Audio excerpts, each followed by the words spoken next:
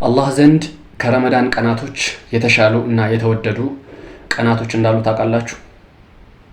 እነኚህ የዙልሂጃ 10 ቀናቶች ናቸው። ነገ አንድ ብለው የሚጀምሩት ማለት ነው። ነቢዩ ሰለላሁ ዐለይሂ ወሰለም እነዚህን ቀናት በማስመልከት እንደዚህ ብለዋል። በእነዚህ ቀናት እንደሚሰራው መልካም ስራ አላህ ዘንድ የተወደደ ስራ የለም ብለውናል።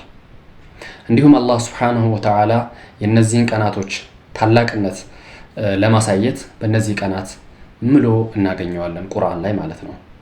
ወልፈጅሪ ወለያሊን ዐሽር ብሎ ቁርአን ላይ ምሏል ማለት ነው። እናም እነዚህን ወርቃማ የሆኑ ቀናቶችን እንዴት እናሳልፋቸው ያልን እንደሆነ ዒባዳዎችን በማብዛት ዚክር በመዘከር ሰደቃ በመስጠት ቁርአን በመቅራት እንዲሁም ደግሞ ጾም በመጾም ልናሳልፋቸው ይገባል ማለት ነው። በእነዚህ ዒባዳዎች በመጠናከር ከነዚህ ወርቃማ ቀናቶች ማግኘት ያሉብንን ትሩፋት በደንብ ማግኘት አለብን ለማለት ያህል ነው።